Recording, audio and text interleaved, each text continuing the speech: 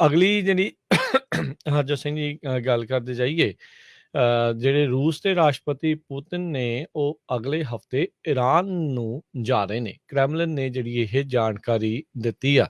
ਇਹ ਉਦੋਂ ਇਸ ਦਾ ਦੌਰਾ ਪੁਤਿਨ ਦਾ ਬਣਿਆ ਆ ਜਦ ਯੂਐਸ ਨੇ ਚੇਤਾਵਨੀ ਦਿੱਤੀ ਸੀ ਤਹਿਰਾਨ ਨੂੰ ਵੀ ਉਹ ਮਾਸਕੋ ਨੂੰ ਜਿਹੜੇ ਡਰੋਨਸ ਆ ਉਹ ਨਾ ਦੇਵੇ, ਜਿਹੜੇ ਯੂਕਰੇਨ ਦੇ ਵਿੱਚ ਇਸ ਯੁੱਧ ਦੇ ਲਈ ਵਰਤੇ ਜਾ ਰਹੇ ਨੇ।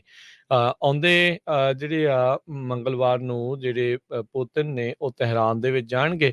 ਉੱਥੇ 3 ਮੁਲਕਾਂ ਦੀ ਸਾਂਝੀ ਜਿਹੜੀ ਕਾਨਫਰੰਸ ਦੇ ਵਿੱਚ ਹਿੱਸਾ ਲੈਣ ਜਾ ਰਹੇ ਆ, ਜਿੱਥੇ ਈਰਾਨ ਤੇ ਟਰਕੀ ਦੇ ਨਾਲ ਇਹਨਾਂ ਦਾ ਹੋਊਗਾ। ਇਸ ਨੂੰ ਅਸਤਾਨਾ ਫਾਰਮੈਟ ਆਫ ਮੀਟਿੰਗਸ ਜਿਹੜਾ ਆਖਿਆ ਜਾਂਦਾ ਆ, ਜਿਹੜਾ ਸੀਰੀਆ ਦੇ ਸੰਬੰਧਿਤ ਗੱਲਾਂ ਬਾਤਾਂ ਹੋਣਗੀਆਂ। ਸੀਰੀਆ ਹੁਣ ਉਹ ਇਲਾਕਾ ਆ ਜਿਸ ਦਾ ਕਾਫੀ ਲੋਕ ਤਾਂ ਉੱਥੇ ਦੇ ਜਿਹੜੇ ਪੂਰੀ ਤਰ੍ਹਾਂ ਪੀੜਤ ਨੇ। ਜਿਹੜੇ ਟਰਕੀ ਵਾਲੇ ਆ ਉਹ ਵੀ ਉਹਨਾਂ ਦੇ ਉੱਤੇ ਕਹਿ ਲਓ ਵੀ ਇੱਕ ਹਿਸਾਬ ਦੇ ਨਾਲ ਧਾਵਾ ਜਿਹੜਾ ਉਹ ਬੋਲੀ ਰੱਖਦੇ ਆ। ਬਾਕੀ ਪ੍ਰੋਕਸੀ ਵਾਰ ਦੋਨਾਂ ਮੁਲਕਾਂ ਦੀ ਉੱਥੇ ਚੱਲ ਰਹੀ ਹੈਗੀ ਆ। ਸੋ ਕ੍ਰੈਮਲਿਨ ਦੇ ਜਿਹੜੇ ਸਪੋਕਸਪਰਸਨ ਆ ਉਹਨਾਂ ਨੇ ਇਹ ਜਾਣਕਾਰੀ ਦਿੱਤੀ ਆ। ਰੀਸੈਂਟਲੀ ਰਾਸ਼ਟਰਪਤੀ ਬਾਈਡਨ ਇਜ਼ਰਾਈਲ ਤੇ ਸਾਊਦੀ ਅਰੇਬੀਆ ਦੇ ਦੌਰੇ ਤੋਂ ਵਾਪਸ ਆਏ ਨੇ, ਕਰਕੇ ਆਏ ਨੇ, ਤੇ ਪੁਤਿਨ ਨੇ ਅਗਲੇ ਹਫ਼ਤੇ ਹੀ ਹੁਣ ਈਰਾਨ ਦਾ ਦੌਰਾ ਰੱਖ ਲਿਆ ਆ।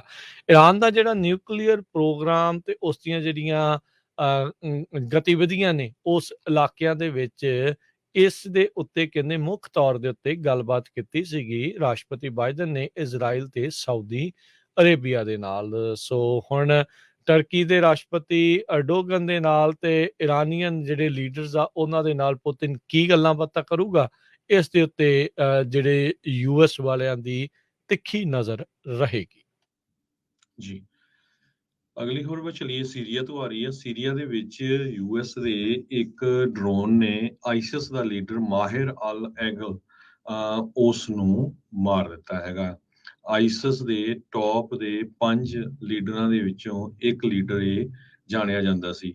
ਮਾਹਿਰ ਐਲ ਐਗਲ ਇਸ ਨੂੰ military officials one of the top 5 ISIS leader ਮੰਨਦੇ ਸੀ। ਸੋ ਡਰੋਨ ਦੇ ਨਾਲ ਇਸ ਨੂੰ ਮਾਰ ਦਿੱਤਾ ਗਿਆ ਆ।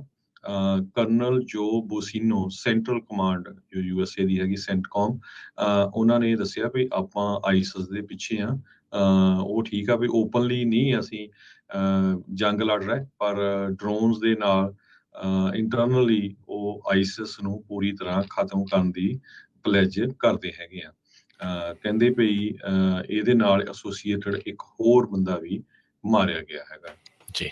ਈਵਨ ਦੋ ਉਹਨਾਂ ਨੇ ਇਹ ਕਿਹਾ ਆ ਵੀ ਅਸੀਂ ਮਾਹਿਰ ਨੂੰ ਐਲੀਮੀਨੇਟ ਕਰ ਦਿੱਤਾ ਹੈ, ਪਰ ਆਈਸਿਸ ਹਜੇ ਵੀ ਯੂਐਸਏ ਨੂੰ ਤੇ ਯੂਐਸਏ ਦੇ ਪਾਰਟਨਰਸ ਨੂੰ ਥ੍ਰੈਟ ਹੈਗੀ ਆ, ਤੇ ਅਸੀਂ ਪੂਰੀ ਕੋਸ਼ਿਸ਼ ਕਰਾਂਗੇ ਵੀ ਆਈਸਿਸ ਨੂੰ ਖਤਮ ਕੀਤਾ ਜਾਵੇ।